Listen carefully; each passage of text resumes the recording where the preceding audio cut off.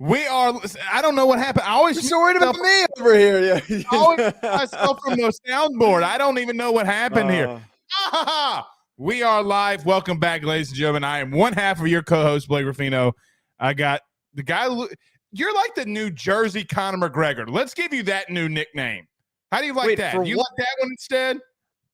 It's better than Dahmer, but like, what's the reasoning here? I'm curious on what the. By the way, notice I cut the hair specifically to avoid the Dahmer. I think that's it.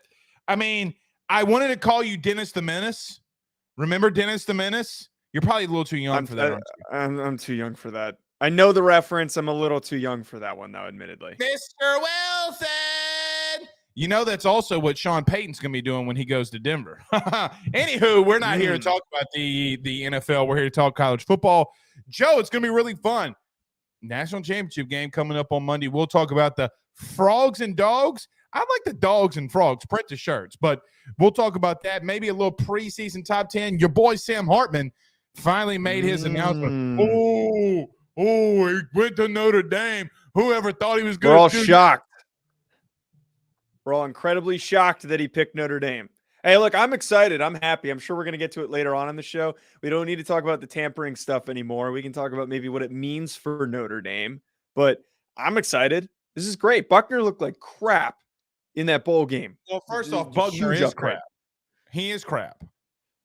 He's a good athlete. My dad, and it's such like an old school line of thinking, who's a Notre Dame alumni, my dad's response was put him at receiver, which he's a good athlete. He's a great athlete, not a starting quarterback. He's also not a starting wide receiver. I don't know. I really don't know what you do with him, honestly. But Taysom Hill. No, he's not. As a resident Louisianian and a guy that watches the Saints religiously, no, he's not. You think Taysom Hill's better? Called him White Mormon Jesus.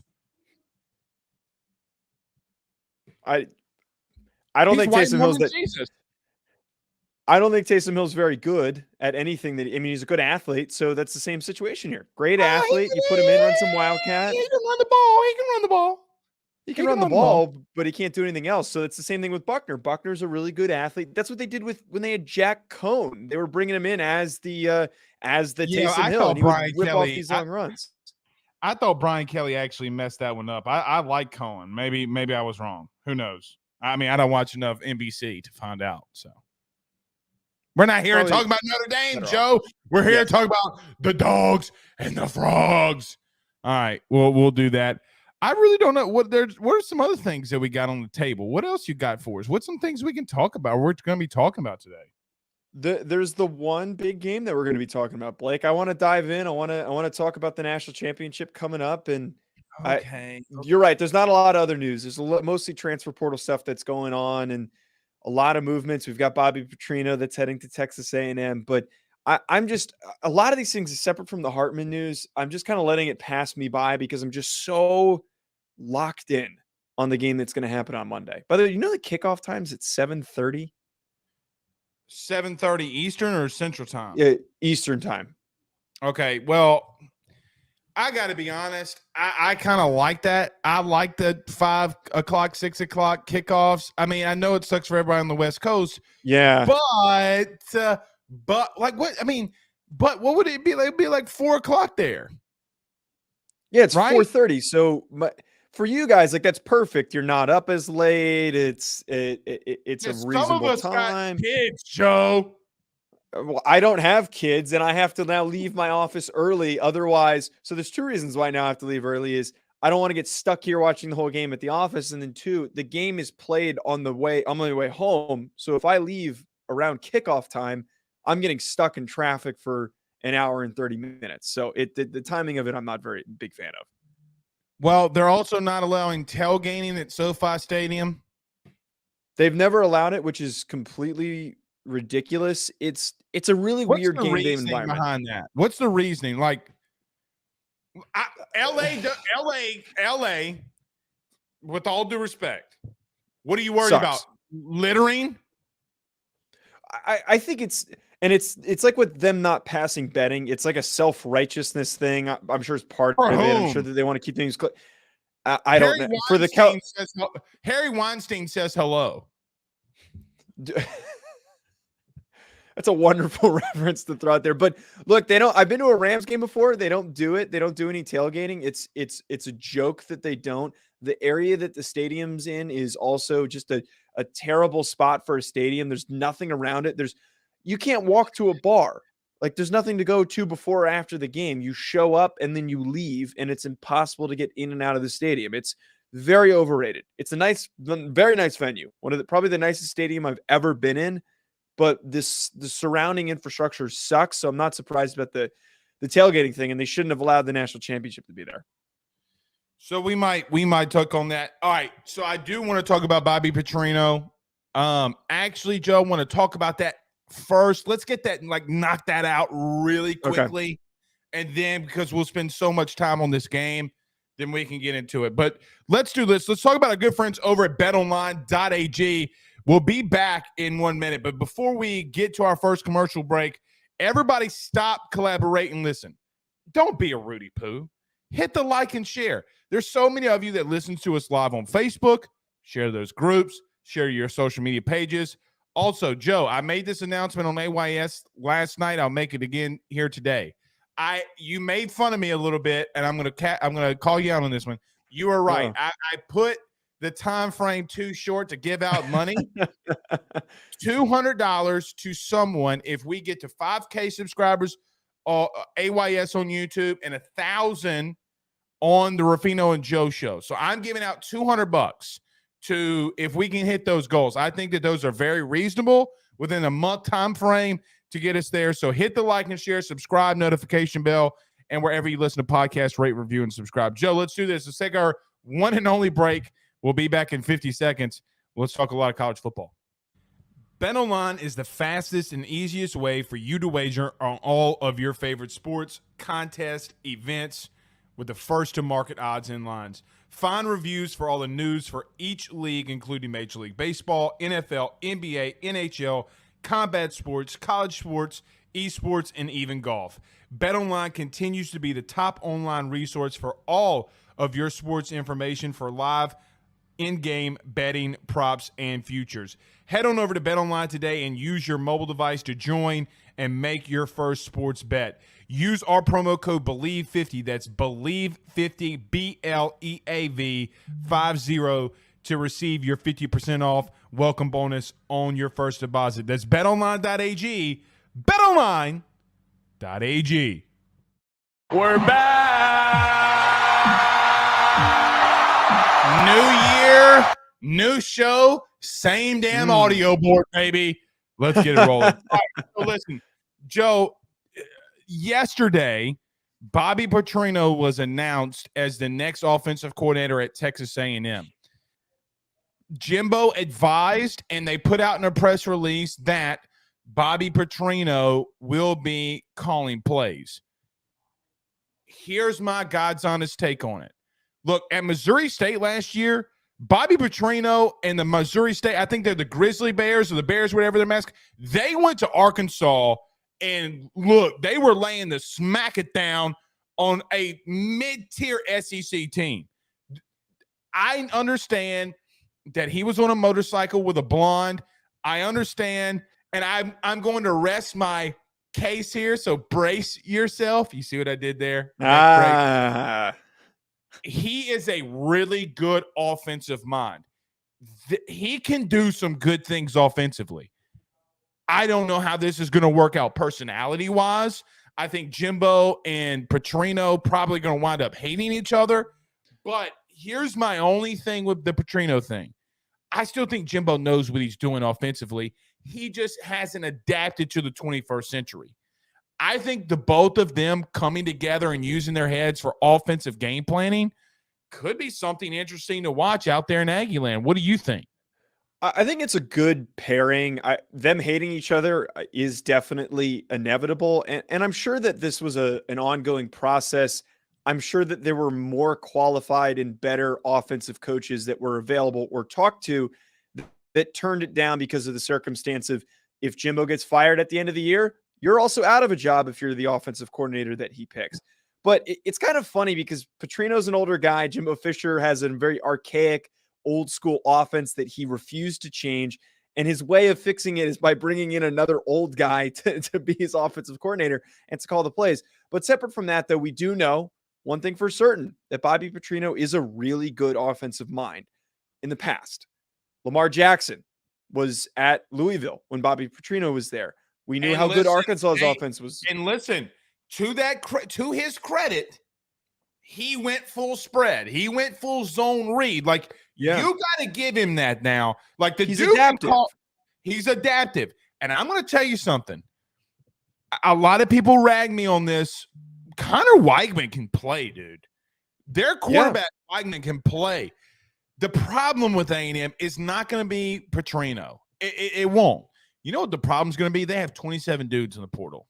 27. And maybe they can get some of those guys back with Petrino, because I'm sure that a lot of them were separate from the other locker room drama. I'm sure that a lot of them were sick of the horrible offensive output, but they're returning Weigman. I think I'm going to mess up that pronunciation until I hear it enough times. But Connor Weigman's a really talented player. He's got a great arm. I think that if you can, more guys are going to hop in the portal, by the way, still. That's what I keep hearing, is that there's still a timeline for some people to hop in. Yeah, we still have the spring. 3 more guys that I even hear from an LSU perspective that's going to hit the portal. Joe, they'll have 30 dudes in the portal by Monday. Well, the flip side is if they can be successful in bringing in some other players from other programs, some good receivers, that's what the goal needs to be for Bobby Petrino if he wants to resurrect this. But I think this is just a last-ditch effort. I have a feeling, Blake, I hate to admit this, I don't think this is going to actually matter because Jimbo's going to get fired at the end of the year. This is a desperate ploy to divert attention, and it's a distracting hire. It's taking some attention away from Jimbo, and it's delaying the inevitable. He's going to get fired midway through the season. It's going to happen. He's the I don't know if I can agree with that, because Joe, at the end of the day, they're going to owe him $60 million. But if they do that, Joe, they're not going to pay him $60 million to not coach. I just don't see it. So how long, hypothetically, I want to pull up their schedule really quick for next year. Oh, it's Rudy Poo. I mean, they play Rudy Poo State, Dookie State, and Abilene Christian or something like that. You know, like they don't play anybody. That doesn't surprise me, but I just feel that why would you spend the money? Or why would you – sorry, the echo was distracting me that we had for a second there. There was just a brief echo that popped in. You have the money, and if you've already committed to it, why would you keep spending money for him to continue to lose games? Like, why am I spending that money just to watch him lose? I don't know, but the thing is they extended him. The problem is that they extended him after he had a season of 9-1, the COVID year. That was the mistake that they made. Well, in hindsight, yes. Okay. However, he was 9-1. So at the beginning of next season, though, they start with New Mexico. They start with Miami. Win. Actually, that one's up in the air. I'm not going there. Right. Louisiana Monroe, Auburn, Arkansas, Alabama, and Tennessee before the bye. So you hypothetically, with that schedule to start the season, man, you could start 3-4. You very likely could start 3-4. Is or that they can start 5-2? I just don't know how much runway you have after a weak season and a good season the year before, a decent season the year before. You beat Bama, a dumpster fire. Like, this is total worst case scenario for any football program. The negative attention, the losses, the recruits hopping in the portal, all the money you spent to get those kids and they're leaving. I don't know. If you start with a losing record before your bye week or at 500, I don't think that's worth spending the money. Here's my thing. I think that whole NIL thing and them paying kids is bull. I think it was BS. Do you want me to tell you why I think it was BS? Like, some people are saying that they were getting paid some kids, freshmen, were getting paid $75,000 a year to go to Texas A&M. Why are those kids leaving? Well, Blake, they're losing. Well, let me just tell you something. There's not a lot of 18-year-olds, and let's call it what it is. There's not a lot of people in the world that make $75,000 a year. Yeah. Joe, me and my wife combined make over, we make a good living. I remember when we got together and I'm eating a peanut butter and jelly sandwich. Okay. I would have taken a $75,000 a year job like that. Those kids are not making the money that everybody says that they're making. Let's get that understood right now. Absolutely. So just so everybody knows, money talks and BS walks in a mother freaking tightrope. Those kids aren't getting paid what they're getting paid. But I agree with you. I don't think it's going to work. Here's why I don't think it's going to work. I don't think it's going to be offensively. I think it's going to be defensively. Joe, they're losing too much. They're losing way too much depth on the line of scrimmage, linebacker, and then in secondary. Joe, they will have, just as a scenario, there's a very strong likelihood from the time that they hit conference play until they play LSU at the end, they're going to play somebody that they signed the year before that's a starter. Yeah. So that alone, maybe outside of Alabama, I don't think anybody from A&M is going to Alabama at the current moment, but you got guys all across the board that should be starters for them that won't be there. A&M, if the right coach got in there, they could do something special. But you can't go get a man from West Virginia not named Nick Saban and think it's going to work. You can't. You just can't. And Jimbo's not going to do it. He can't do it. Right. Jimbo's not the guy. So, like, that's where how much longer – I think the question to be asked here is Petrino's buying him some time. Maybe they have a bounce-back season where they finish with 4 losses. Like, that's if he goes 8-4, they're not getting fired. If he goes 8-4, he's not getting fired. That really sucks for the expectations for that program is 8-4. I totally agree with you. I get it. I totally agree with you. But if he goes 8, because Joe, who does he lose to? Does he lose to Tennessee? Does he lose to Alabama? How does he lose those games? You know, like, does he lose to LSU, who's going to be returning to, like, probably 19 out of 22 starters? You know, like, it's very realistic for them. A really good season, considering where they're at, is 8-4. Yeah. Joe, like, but people don't realize they've been a dumpster fire. What's even worse is that they fired Kevin Sumlin, and he's done this record's damn near the same as Jimbo's with Kevin Sumlin. That's the wildest thing to me. But I don't know. And someone was doing better in recruiting, except for that one-off year where Texas A&M had the greatest recruiting class ever. It doesn't matter anymore. Right. I mean, does that class really even give a shit anymore? No. They're losing everybody. It doesn't matter. Exactly. But the thing that I'm just so hung up on is, like, when do we make that transition? Are they just going to let him, like, get to the 8th year of his contract, and then when the buyout money is not as bad, it just sucks that they're now in this position, a program that should be really freaking good. And right now they're watching TCU play in a national championship game, another team in Texas that's supposed to be at a disadvantage. They're going to watch Texas be a really good team next year. And they're the joke of the state. UTSA is putting out more competitive teams with better records. They played in a freaking bowl game. So did North Texas. They did nothing this year. And it's just like, to look around, and if you're that administration, I think you got to fire him after the year. If it's less than 8-4, you got to fire him. You got to move on. You know, everybody in the South calls them Texas 8-4 anyway. This year we just flipped the numbers and called them Texas 4-8. You know, I agree. They have the money to fire him. Let's not get that twisted. They can fire him. Yeah.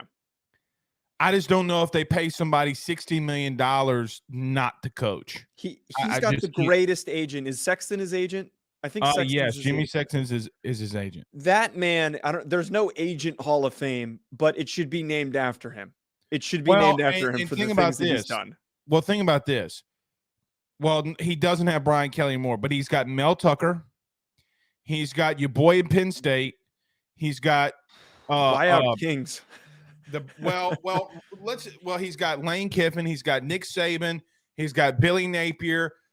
The truth is, if he gets paid 2% from each one of those coaches, oh my God, right? He's Michael Jordan out here with the performances he's going on with these negotiations. He is the best. Him and Trace Armstrong are the absolute best in the business. Trace is catching up to him a little bit. You know, Trace has got, like, if I'm not mistaken, he's got Lincoln Riley, which, by the way, before the show's in, I'm going to tell you whose lawn you got to mow since you lost fantasy. But either way, it's just I do think he ultimately will get fired or retire. Hint, hint, wink, wink. Or maybe they can come to a mutual agreement and get a buyout lower than what he's got. Maybe Jimbo would do something like that. Who knows? All right. Let's flip the table, though, because nobody's here to really listen to us talk about Bobby Petrino. We're here to talk about the dogs and the frogs. Joe, I'm going to go back to the annoying dude that I've been. You knew it was coming. And I'm going to do the same. I got to be honest. I think this shit's about to get ugly. All right, give me the take. Give me the take. Okay. I just because here's the thing that I can't get over myself. What area does TCU beat them in? Let me give an example. We always speculated to some extent that TCU could out-athlete Michigan. I don't think that we all were blown away by them having a little bit more team speed. Tell me one single area that Georgia is not better than TCU in. Name one. They are better than them at every single position group. Even to the towel boy. I don't think there's a debate there. So then I just can't see it, man. Again, I'm too shadowed. Here's my reasoning. And you can call me Are you calling them to win? I'm calling TCU to win. I have rode them this far. I have rode them this far. Because, Blake, I said this on the last show. They're the most unpredictable, perfectly chaotic team in college football. Maybe of all time. They keep winning games that they're not supposed to win. They keep advancing further than they're supposed to. They should have been knocked off when they played Kansas early on in the season. Like they're such a confusing team for the success that they have produced on a week-to-week basis. And it's because they've got the magic. They've got the juice. They're playing with the confidence. They're riding high right now. They don't have, exactly to your point, the amount of athletes that Georgia has. They don't have the same level of they're not beating them, Joe. Come on. But we said this again about Michigan. We said they were going to get waxed by Michigan. And you know what they did? They came out with a perfectly strategic plan on defense that worked extremely well. I know that they gave up a lot of points, but they knew, all right, go ahead, get your points. JJ, go ahead and do what you got to do. But they picked them off. They got 2 pick sixes because they forced mistakes to get the ball back in their hands exactly the way that I said it was going to happen. And on top of that, offensively, Max Duggan, Quentin Johnson, they were exploding for massive plays the whole game. They had this weird energy. I can't explain it. It just happens in football sometimes. I can't explain it. College football is chalky, though. It's chalky. Okay.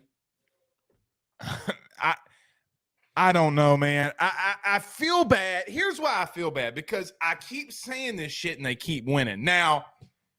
Exactly. That's my point.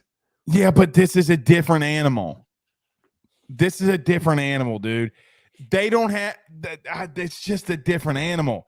I'm going to repeat what I said against Michigan, and God bless it, Georgia, if you don't make me look good on this one, I swear to God I'll mow somebody's lawn for free like you got to do, Joe. This is how I envision the game going. Can I be real?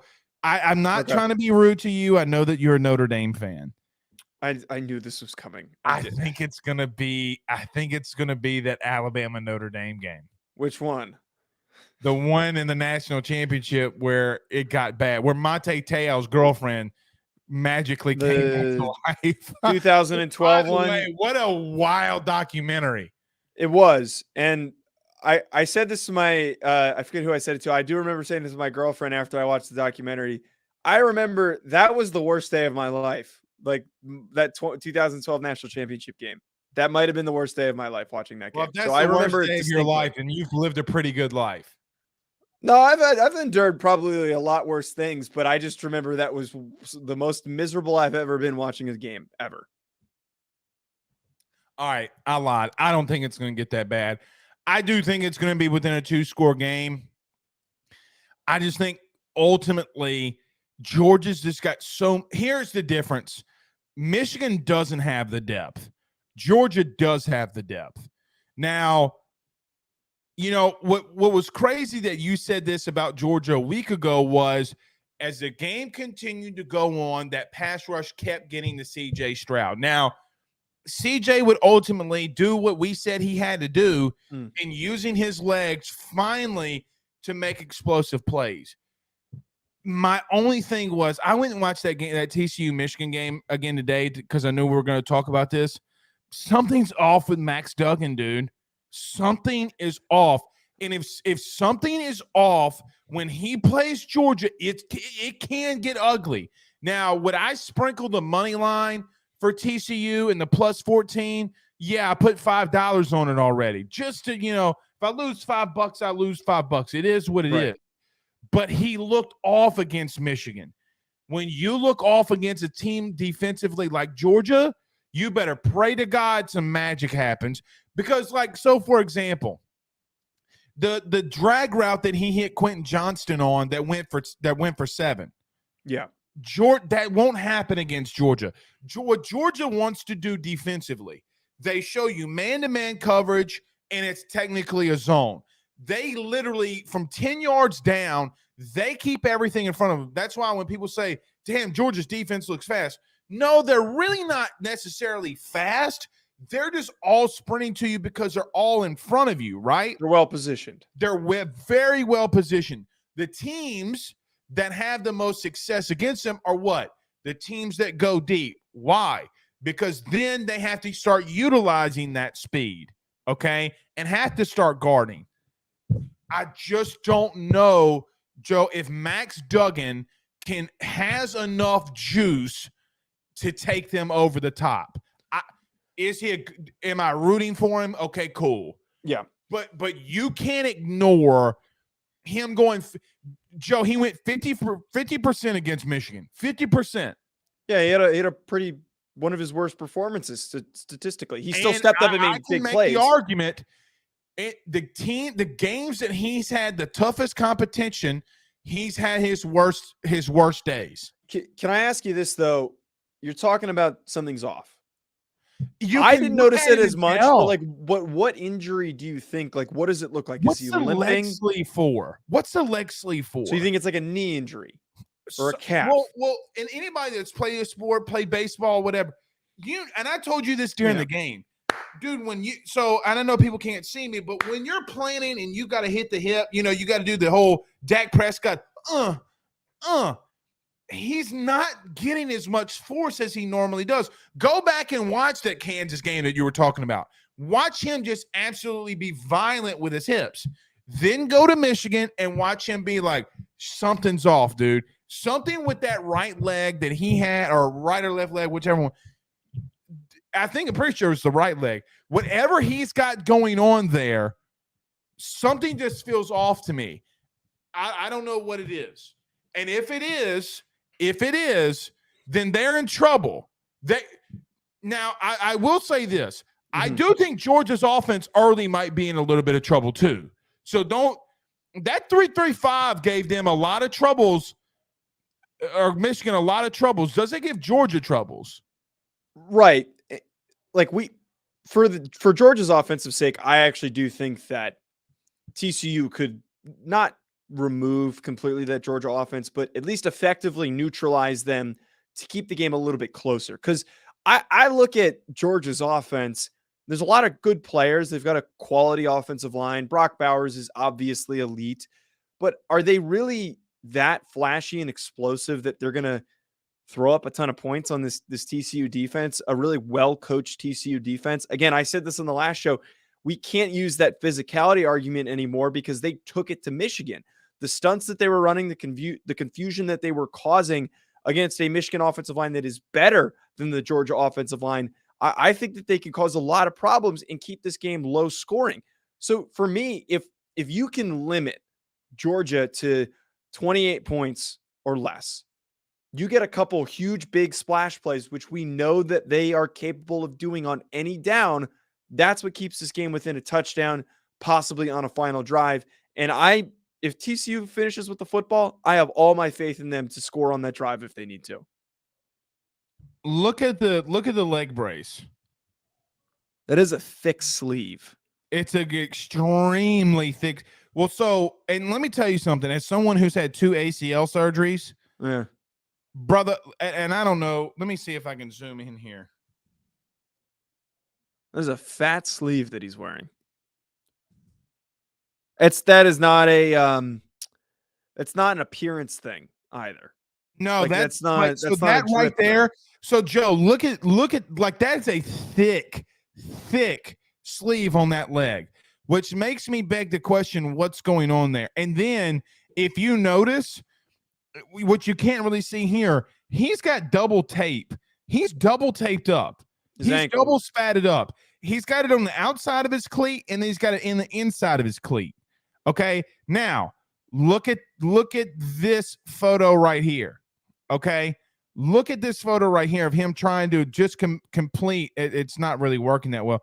Like him just even trying to remotely complete something in his general area has been like it looks like he's strained. So look, I just say that to say this.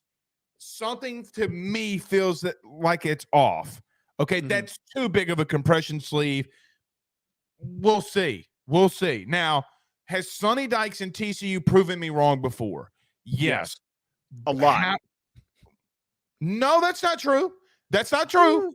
That's not true. You talked about hold on now. Okay. Daddy said that they was going to lose to Kansas State, and what happened? Well, okay, but you said that they were going to. They lost. Happened? They lost, but you said that they were going to lose every single week leading up to that. You said that they were going to lose against Texas. You said they were going to lose against Baylor. Yes. No, that's not true. That's not true. We can play the tapes. I said they didn't belong. Now I look like a dumbass. Okay, I'll admit I look like a little bit of a dumbass. All right, well, okay. I didn't say they was going to lose. You know what happened? Let me tell you, Georgia is more. Well, I'm not going to say that. I'm not going to say that. Georgia's got just too much speed, too much power. I feel like for them to take on, dude. You got to admit that it seems unrealistic that TCU goes out there and beats them. It definitely feels unrealistic. Okay, I don't disagree that it. But here's where I get confused when talking about this game is that I try to have logic. Like I try to have a logical prediction for the game. Logic would say in this instance that the physically more dominant, better team with the guy who's going to be a top 2 pick in Jalen Carter and all of those athletes that they have on defense and at some spots on offense, their receivers are good. They're not like super, super explosive receivers. All those guys that they should blow them out. That's what logic would dictate, like you're talking about earlier. But I can't put too much of an emphasis on a logical decision here because, again, TCU, we'll watch them get their asses kicked, play in and play out, and then Quentin Johnson takes a long pass for a touchdown. Kendre Miller breaks for a long run who might not play. At some point, you're going to get burned by that, though. And how so? When you live by the sword, at some point, you're going to die by the sword, too. Do they die by the sword this one, or do they never do it? But here's the thing that worries me about Georgia, and it's not on the field. You know what worries me about Georgia? They're going literally all the way across the United States. They're going from Georgia to L.A. That bothers me. That bothers me. People don't talk about time zones or things like that. Now, I know that they'll get out there a week early and all this kind of Rudy poo, but that worries me. I don't know if they actually got out here that early because of, and maybe I'm misunderstanding the information that was given to me, but for the media availability for the national championship game, it made it seem like today was when they arrived, today on Thursday. So like, I don't totally know if, so they got the entire weekend to pretty much get ready. And that's for somebody who's makes that transition all the time. When I travel to New Jersey for holidays and I come back and whatnot, it's tough to get reacclimated on both ends. It's not easy, something that you can do in a couple of days. So like, that's a really good point. And I think something that's not going to be talked about at all is the distractions that come with Los Angeles. It is a very distracting city. And there are a lot of ways that you can get yourself into some messy situations, especially where they're probably staying, which is near the stadium and not in a very good surrounding area, which is near the airport. So it's not like they're going to Atlanta or they're going somewhere in Texas to play at Jerry World. This area sucks where the stadium that they're playing, which we were talking about earlier. It's not a great environment. So again, that's a distraction to consider. You know what I was thinking about earlier today too? So I will pick TCU, but nothing for on the field. Do you remember the last time a team tried to win back-to-back national titles and in the national championship game, and a team played Texas to try to do a team from Texas to try to do it, was USC Texas with Vince Young? Yes. Vince Young was second in the Heisman voting. So was Duggan. One team's from Texas. One team's trying to repeat. It's in LA. It's kind of freaky when you think about like history repeating itself, like nobody thinking on God's green planet. Now let's be truthful. TCU is not that Texas team. That Texas team that beat USC was really good. Really freaking good. That they would cream TCU. I just like the history. I will vote and bet on history more than I'll bet on a team. Like, I'm just telling you, I will, because history always repeats itself. It does. Right. It's a funny parallel to make, and there's no direct correlation, but you're right. The last time that we had two teams repeat, it's been a while. And sometimes when you have Alabama in 11 and 12 was the last time, literally 10 years ago. And I think that being able to look back at previous examples, I think you're right. Being able to look back at previous examples are super important. And I don't think we do it enough, especially in a circumstance like this. We also have to take into consideration that Georgia didn't look prepared to play against Ohio State. That shouldn't be a hot take. The way that they started that game flat, they went down early. They had to crawl their way back in. And the only reason they won that game is because they were just more talented than Ohio State was by a very slight smidge. And they knew how to play in a game like that they could fight their way back in. I don't know. It feels very eerily, that sense of Georgia being very hubristic, showing up to this game and thinking, oh, we're going to kick the crap out of these guys. They're probably watching in film right now and thinking, these guys don't have anything on us. We're gonna smack them. Look how undersized they are on their offensive and defensive line.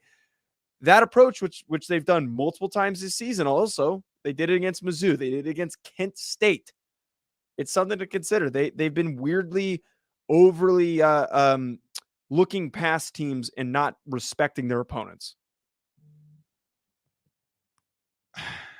You're not wrong, which is. You see, the problem with a team like TCU and this thing is you're not wrong. Like everybody loves the underdog until the real dog gets off the bus. Okay. I don't think, I don't necessarily agree with Georgia necessarily looking ahead past Ohio State. I think Ohio State I think Ohio State was a really talented team that finally found a way to put it all together. I think that the best game that they played was a loss. The best game that Ohio State played was against Georgia, and they had a month to prepare for it, okay? They utilized their athletes. I just don't think – I will be honest, if games like this are games against matchups, and I don't – if Georgia can impose their will, like Stetson Bennett, man, like there's something there with him. Can they win? And why I think that they'll be focused, this is why I think they'll be focused, meaning Georgia. Mm-hmm. They can be back-to-back national champions. I don't think that they're going to have a worry about being focused in this one. Like, I really don't. Are you saying that they can show up without being focused and they'll be fine? No, I think they're going to be more focused than they were probably against Ohio State, because now it's a natty, right? Like now it's like, hey, you can be better than last year's team. And Joe, I will be honest, if they win, I think that this Georgia team will be better than is more complete than last. That means I'd say better. They're more complete this year than they were last year. Yes. because they're more well-rounded on offense. And Stetson had a dumpster fire of a game last year. It was something that no one really talked about. Like he had a really bad performance. He had multiple turnovers, I believe. I don't remember what it exactly was off the top of my head. But if it wasn't for like the late antics, we wouldn't be talking about him in the same light. But he progressed. He got better. Everyone was joking, why the hell is Stetson Bennett going back to Georgia? Why isn't Brock Vandergrift the next guy just going to take over? Does he even win that starting job?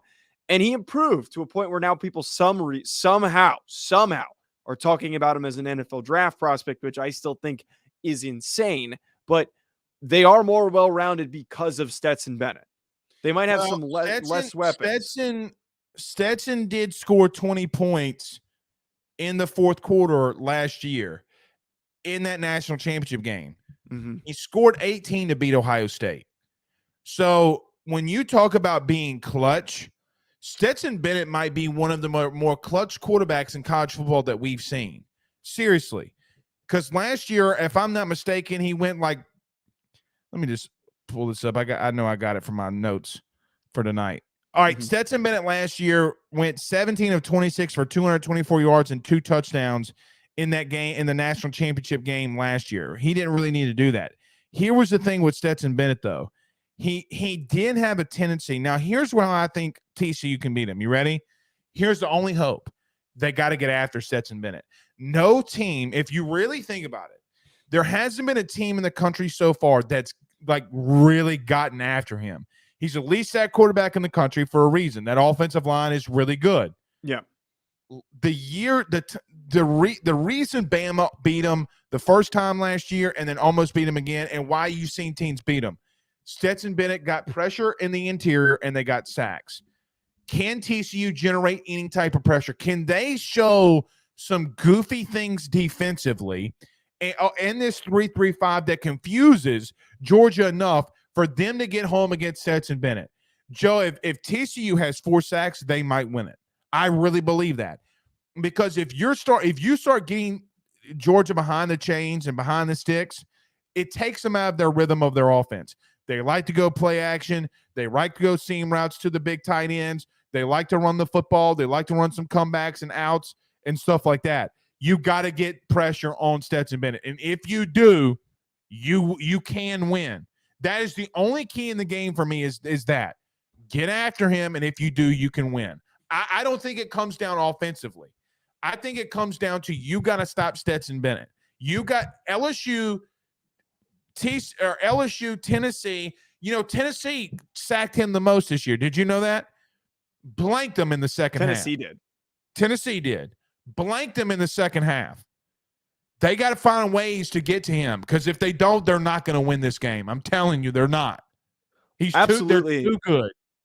I absolutely agree with that. And what has made Stetson so much better is what you talked about with that offensive line. I don't think they lost any of those guys to the NFL. It's pretty much the same group that he had last year.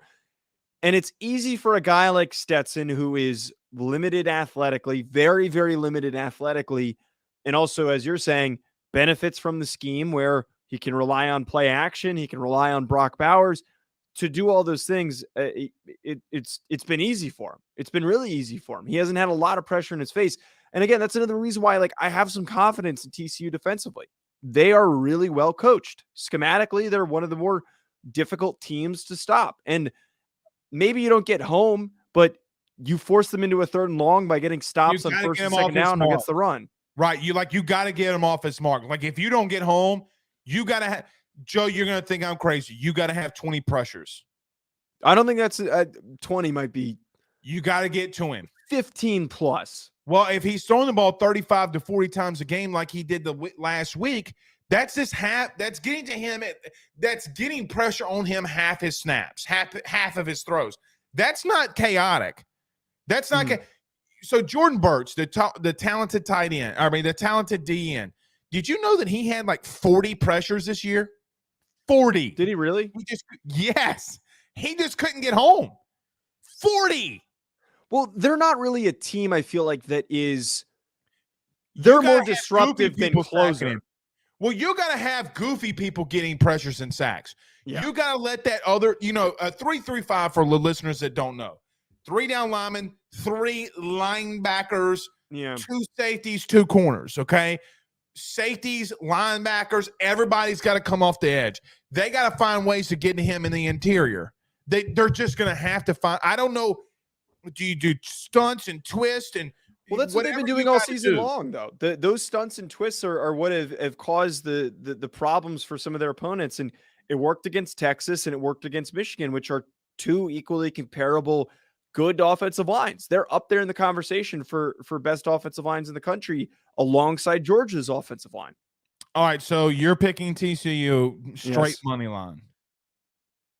I am taking them. I'm not putting money on this because I don't want to jinx it. But I am at least saying that TCU covers that 12-point spread that has been floated out there by a lot of books. Should have taken it at 14. It's moving because everyone's taking it. It's a horrible line. It's an egregious line. It annoys me. I don't think it's egregious. But for betting reasons, everyone's going to take that. Everyone's going to take that number. And I don't think that they're going to lose by 14 plus points. I don't think that's realistic. They've got a little bit of juice. Like, they're not that bad. They've made it this far. I got 3 little letters for you. Are you ready? Uh-oh. SEC. SEC. And that's why are you taking Georgia to cover? Yep. I am. I hate that so much. I hate that. Why? Because it's a lot of points. I hate that. There's a lot of points. Not in college, it's not. I can't explain it. I just hate it. I absolutely hate it. Okay. Well, let's make a little small wager, shall we? Okay. What do you want to wager? No, I'm not going to do that because I'm going to get myself in so much. You know why I'm not going to bet against TCU? Because the last time I did that, I looked like a damn fool. I just ultimately think that they just don't have enough. Like, I just don't think that TCU has enough. How did Kansas State beat them? You tell me. They beat them by not getting any pressure, okay? Deuce Vaughn went wild. And you know what the truth was? And I think that Michigan got away from this. Georgia's not going to go away from their game plan. Neither did Kansas State. No. They're not. Kansas State's going to do exactly what they want to do, whether you stop it or not. Here's another thing. I just think that J.J. McCarthy, I think if J.J. McCarthy doesn't throw those 2 pick sixes, they lose. Well, absolutely, but like, he still threw 2 pick sixes. They still got. Maybe they don't run it. Maybe they don't run it back. That, though. He turned the ball over against Ohio State. I think that those turnovers are definitely on the table. So I mean, I get that. That's once. I mean, that's not a pick six. That's not a 14-point swing, though. The only thing, and you brought up Deuce Vaughn, that game that they lost. Like, I think it's just such a unique circumstance because Deuce is such a hard player to tackle, and he's a hard player to stop. And if he gets hot, he is exploded for massive, massive games because he's so freaking small. He's like a mouse. He's so hard to tackle. And I just think that they caught a really good matchup. The TCU's guys weren't twitchy enough to tackle a guy like that. Speed though, either, like, and somebody said that in the chat. That's right, Chad Selfa. They don't have speed. They don't have Georgia's speed. Is it that much of a disparity in terms of the speed of the receivers? Hell yeah, it is. Hell yeah, it is. They don't have those same guys that they had last year. Like, George Pickens was a really flashy receiver. They've got good receivers this year, but didn't even play last year until a national title game. Well, he did play in the game, though. He played one play.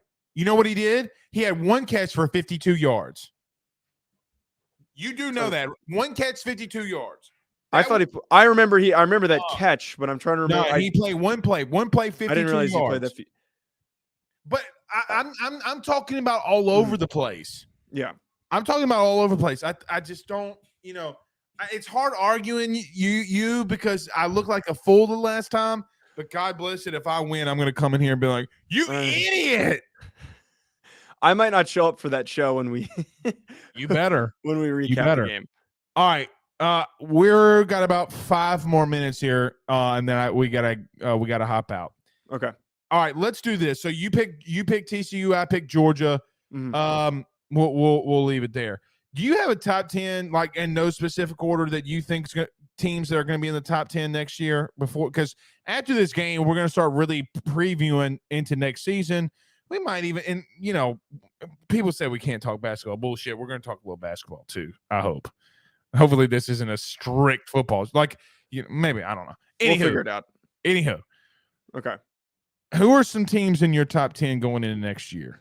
I think the easy and is there a clear number one going into next year? I don't think that there's a clear number one because there's now a shakeup with Georgia. Your Stetson's gone, and there's other guys that are taking that leap forward to the NFL. So there's always an opening for a setback for a team like Georgia. But Georgia's going to be in that top 10. Alabama, no matter what happens, is still going to be in that top 10. I think Tennessee, if Joe Milton can put things together, will be in that conversation. LSU, assuming that they are riding off of the momentum that they're having. That I had to put them in, otherwise you would have come for my head. I think Notre Dame getting Sam Hartman to have them in the top 10. No, it's not. I don't think it's. I would have put them in there regardless. Of me, put them at number 11. See what happens. I was putting them in there regardless, but I knew that if I did not, you would have gotten upset. I think Sam Hartman for Notre Dame is a huge final piece, and they're not losing that many players. The only offensive lineman that they lost is Jarrett Patterson. They're bringing all those guys back. They lost Michael Mayer, but they're returning most of their starting offensive weapons. They're returning most of their starting defensive players. That Notre Dame team under Sam Hartman, I think, is going to be really, really competitive. USC, Oregon, Utah deserve the respect.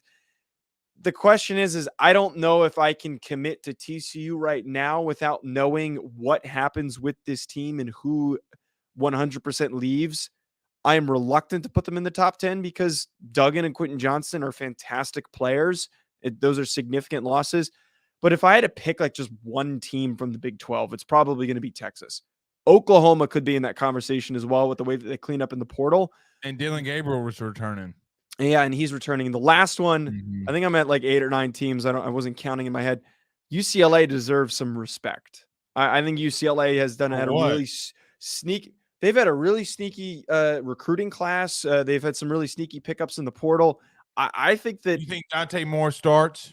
Absolutely. I think that goofy guy from Kent State is fine, but I am starting Dante Moore. Dante Moore, some argue, and I am one of these people that if Arch Manning's name was not Arch Manning, Dante Moore would have been the number 1 quarterback in the class. And I think that he should have been the number 1 quarterback in the class. He's ready to start right away. And he fits perfectly with Chip Kelly wants to run. That's probably my sneaky pick. I don't disagree with you on the Arch Manning thing. I've seen the kid play in person multiple times. He's good. He's not number 1 recruit. Here's the thing with the Mannings. Sometimes you got to throw out everything you see of them in high school. Mm-hmm. Because, look, Eli sucked in high school. He's 2-time Super Bowl champion. He tore the SEC up when he was here at times. We'll see with Arch. I agree with you on everything. I do agree Sam Hartman makes Notre Dame a much better football team. USC returns their Heisman Trophy winner. I don't really have a team in the Big 12. I think that you could just insert one and be like, and give me an argument, and I'd be like, it's going to be so random. It might be Kansas State next year. Give me Kansas. I mean, it could be Kansas State, but they lose Deuce Vaughn and others. You didn't mention Michigan. I still think that you got to throw Michigan in there. They're still a playoff team, back-to-back playoff team. They return J.J. McCarthy. They return a lot of dudes. I'm not willing to throw out Ohio State and Michigan just yet, but here's my sleeper team. Mm-hmm. They have the biggest week 1 game in the country. I think that Florida State's a top 10 team. They have absolutely dominated in the portal. They got a kid named Braden Fisk from Western Michigan. Should have gone to Notre Dame. Well, regardless, he's a stud. They got Fentrell Cypress from Virginia, who also is a stud. Dude, they are cleaning up in the portal, which I think that we have Probably, I'm going to say this. Of teams in the top 10, there maybe are evenly matched going into week one. Like, we remember, like, all these teams in week one, like Georgia plays Oregon. Well, that's going to be a domination. Like, that they're not really competitive. Mm-hmm. I think Florida State and LSU are very evenly matched in a lot of areas. I think it's going to be the best week one game that we've seen interconference-wise in a long time in the regular season. I'm going to put Florida State because they returned Jordan Travis. They return now. Ward left, but they got Jaheim Bell from your favorite team in the SEC, South Carolina. Dude, they've just gotten so much better. If they win I'm going to make a prediction right now, and we're not even done with this season. Florida State's winning the ACC. I'm calling it. Absolutely. I think absolutely. I think that there's a shakeup with North Carolina, and I don't think it's a foregone conclusion that who's Drake May going to throw it to? Exactly. Josh Downs is gone. Clemson sucks. I'm tired of trying to pretend. I'm off the train. I'm with you. They lost. They're losing their whole defensive line, and they didn't replace them with anybody. They stink. Absolutely. Florida State wins the ACC.